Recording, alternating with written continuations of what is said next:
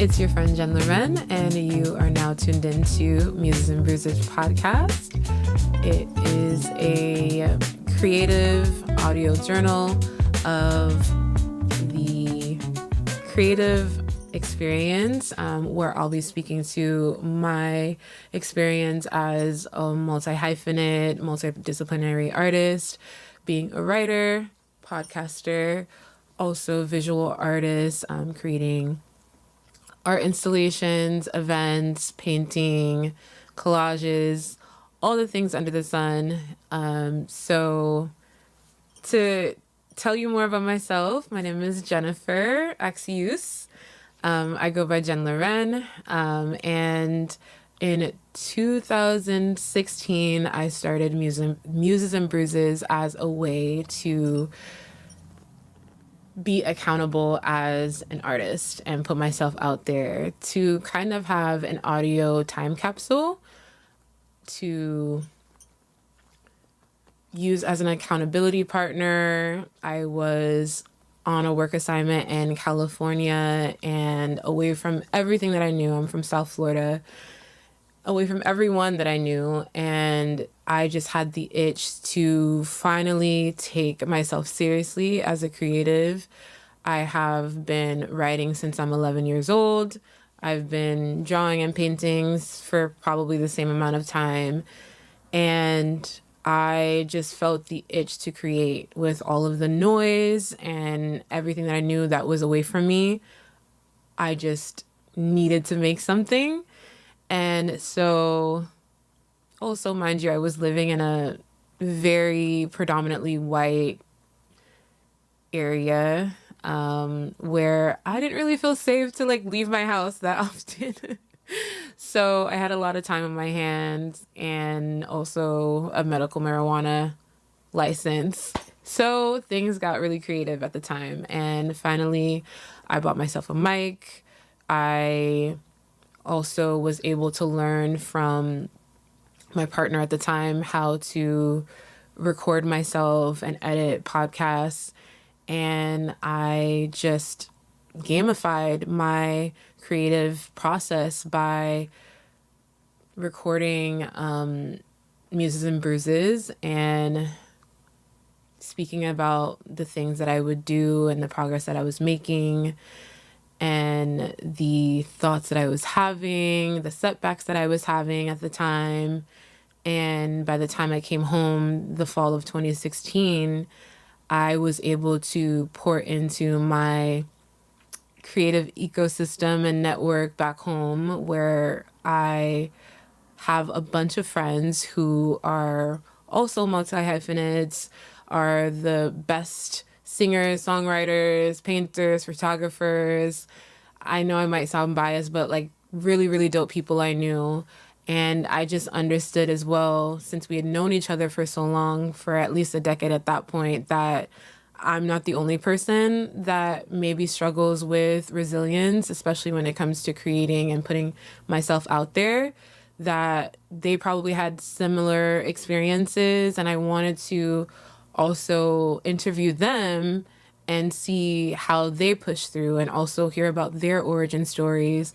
And at that point, it ended up snowballing into this really awesome thing that I got to share with not only the listeners, but my friends who were doing really great things and also continue to do amazing things at this point as well. So that is the origin of the podcast, and we kept going that way from 2016 to 2019 was the last podcast I uploaded. And the reason why things stopped is because everything else in life just grew tremendously. Not only did I finally publish my first book, Butterfly in the Rain, it's a collection of poetry that stems from my experience as a young woman from my early 20s to my mid 20s. And I got into the world, met so many people through the book, through the podcast. I started doing panel discussions. I started meeting people through these different events, and finally realized that a lot of the conversations I was having with my friends, but also new people I was meeting through putting myself out there creatively, that there was a common thread in a lot of the conversations that we were having. Many people saying, wow, I wish I knew people who were deep like this, or I wish I knew people who understood this concept that you wrote about or a concept that you spoke about at the panel.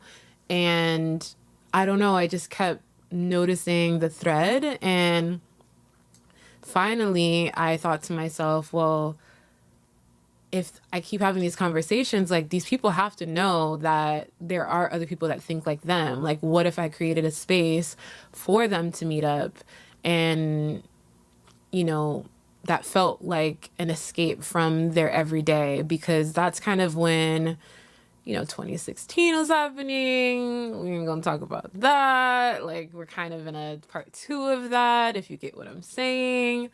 And it just really started to feel isolating. And so having in-person, in real life experiences just seemed like something that was definitely needed in the South Florida area, especially when it came to the creative realm of things. And so I started a business with 2 friends of mine called Carnal Moon. We were an artist collective, and myself being the visionary, my co-founder Jackie Palmer being also an artist, singer-songwriter by trade, but also a certified sound healer. So she brought that element. And then another friend of mine and co-founder, Flows Bosico, LaPierre now, she's married. She is a published author as well as an amazing facilitator. And so together we came up with Carnal Moon, which was a social healing event that we threw monthly for a couple years, from 2019 to 2021 was our last event that was created. We parted ways amicably in 2020. Flows and Jackie and I. But before then, during the pandemic, we definitely really thrived on the online spectrum, especially starting out as a physical in-person event that was there for marginalized people to meet, have an escape, meet local vendors. We would have art installations and different themes and teach people about sustainability and healing and mental health. We really put our heads together now at this point in 2020, with 3 new members, Anuela, my sister Janae, and Penelope Petite, as a photographer and graphic designer. And we put our heads together and decided to say, what can we offer the world in this time of need during the pandemic, where people felt even more alone?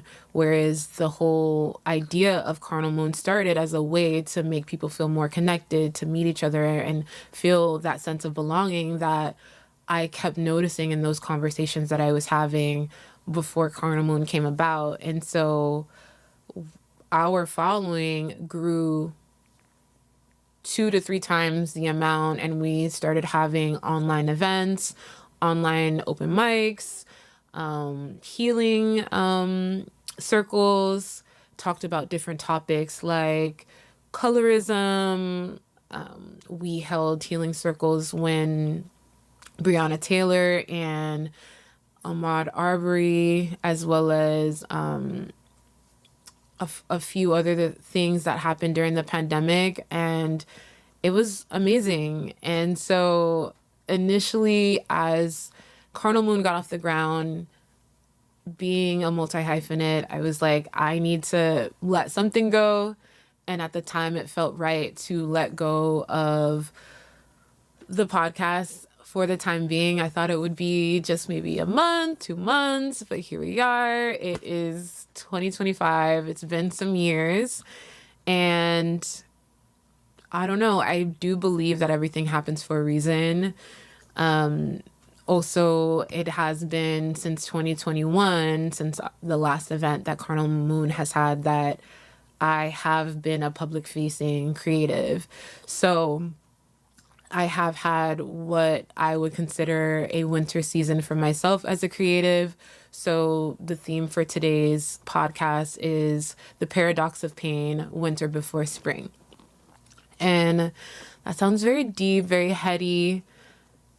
The reason why I want that to be the theme is because I think that we can learn a lot about winter seasons when it comes to just like how isolating it can feel, how arduous it can feel, and confusing it can feel at times.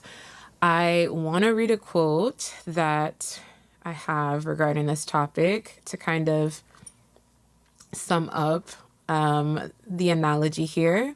So, life's hardships are like the dead of winter, cold, bearing, and seemingly endless.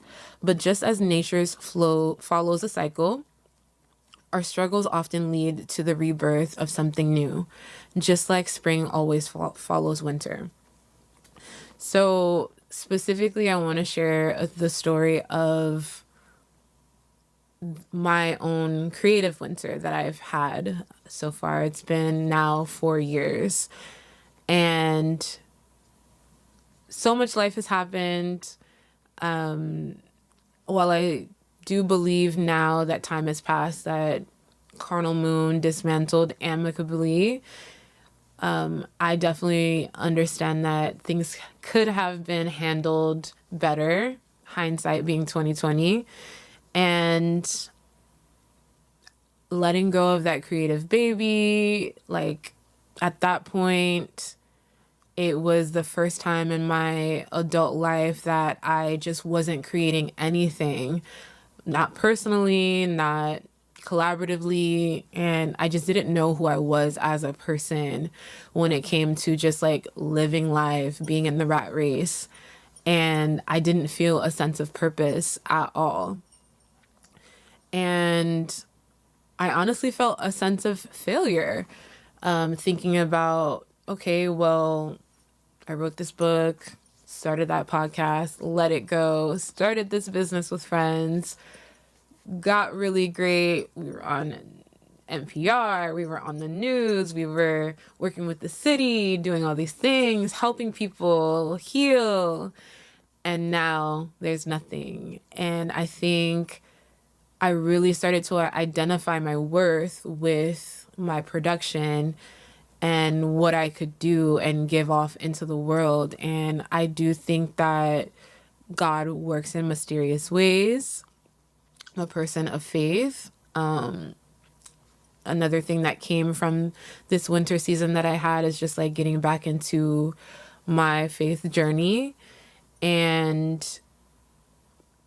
I believe what the value of that experience was to actually get me to understand and come to this work again from a different perspective, having failed, but also being able to create from a solid foundation versus creating for validation, trying to prove people who are no longer in my life right, that I could actually stick with something, that, you know, I could be successful without them, or, you know, just the little hurt child in me of feeling worthy because I actually did something that made me valuable.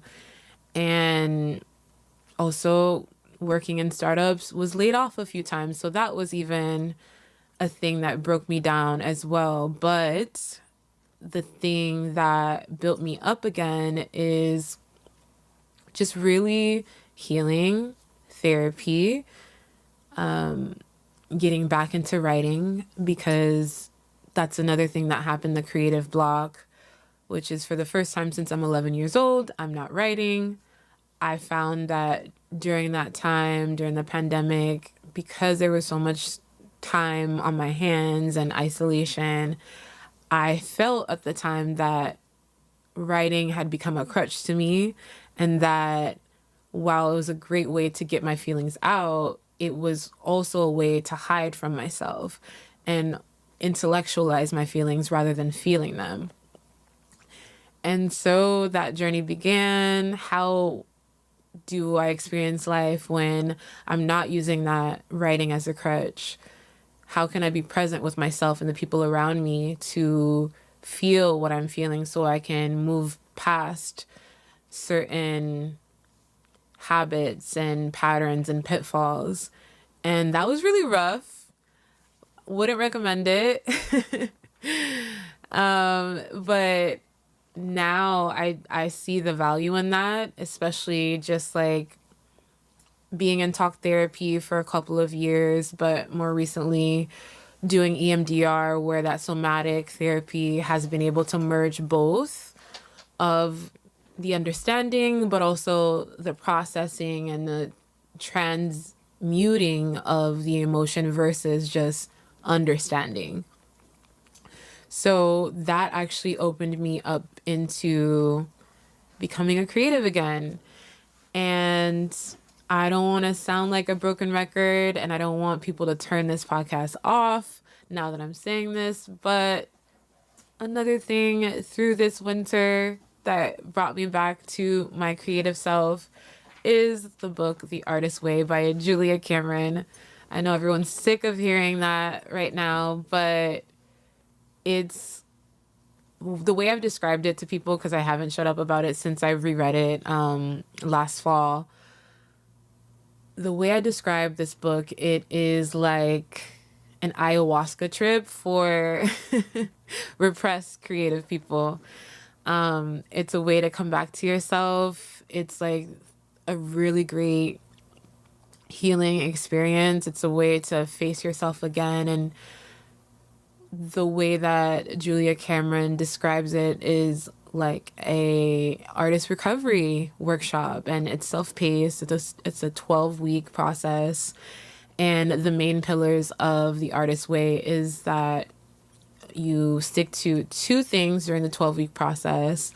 One, every day you do your morning pages, and that is free write, stream of consciousness, 3 full pages front and back, whatever you're thinking when you first wake up or at any point in the day, without ceasing, for the full 12-week process.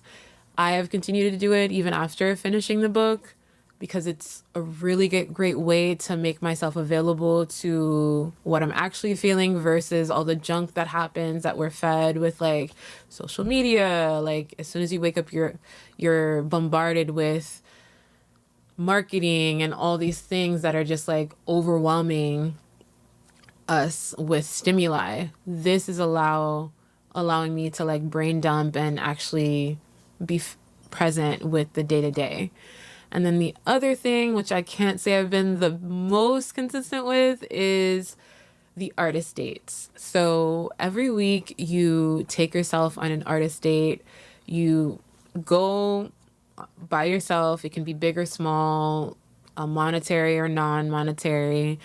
And you have to do it. It could be going to the grocery store to get some flowers to create a bouquet. I love making flower arrangements.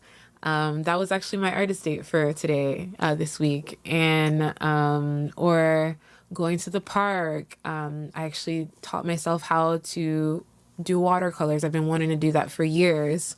Finally having the patience and discipline to do that.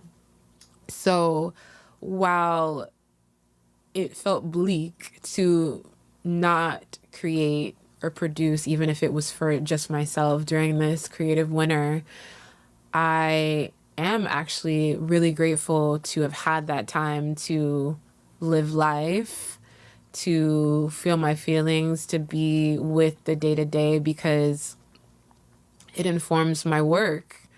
My poetry, I'm actually working on my second book now. It's called Light, Shadow, and a Thousand Mirrors, coming out this fall. And essentially, it is about the journey of allowing yourself to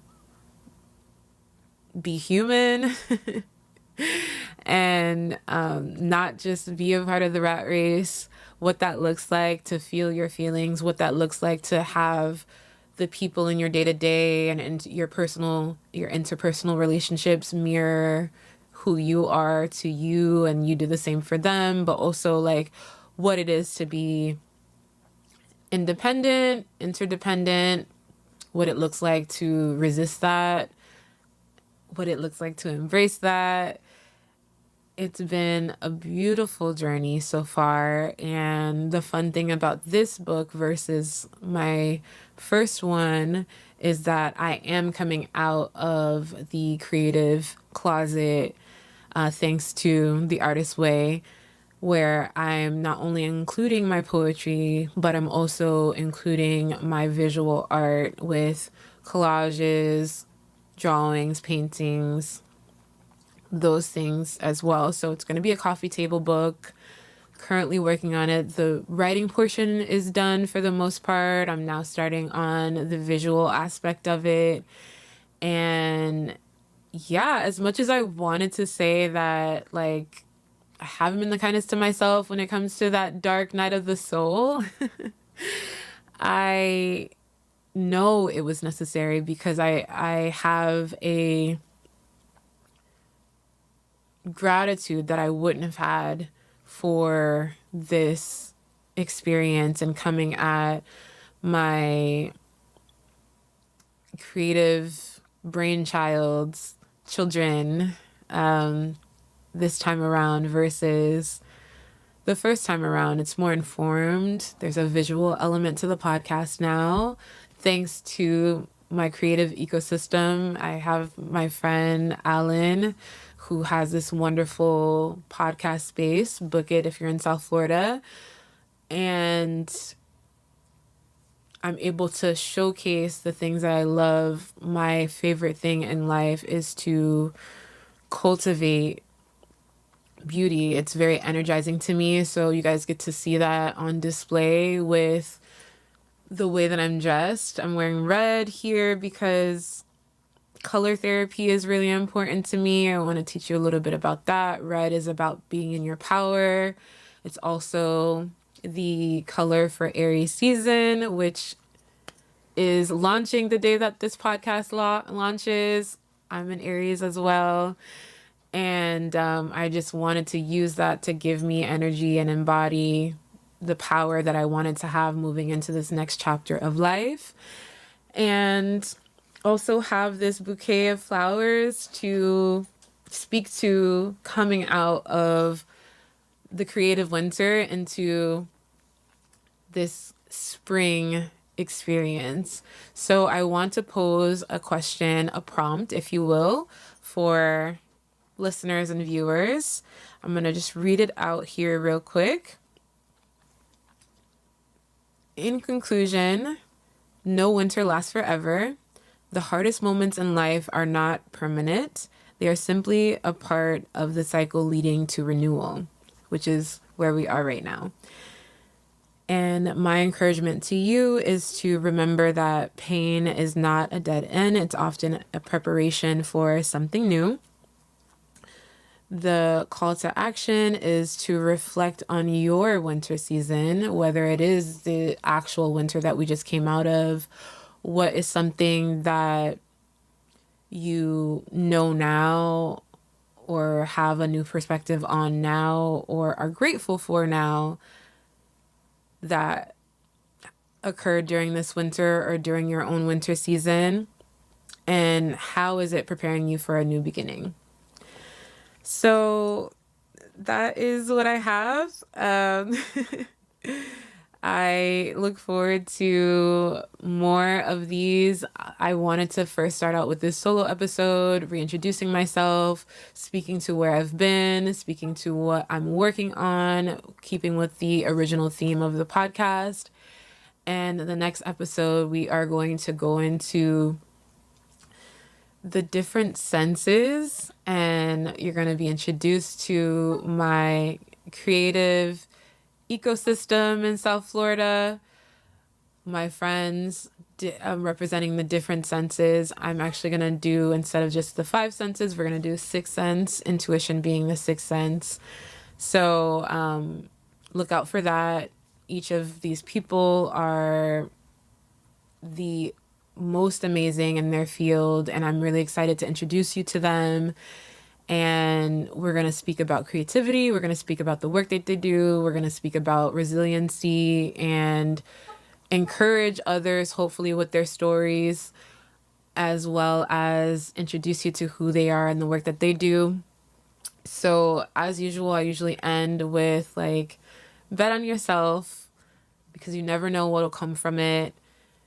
And then, secondly, I always say teach your light, which is grammatically incorrect. But the reason why I say it that way is because I think when we put ourselves out there creatively, we can be lighthouses. And in people's dark night of the soul, their creative winter, whichever.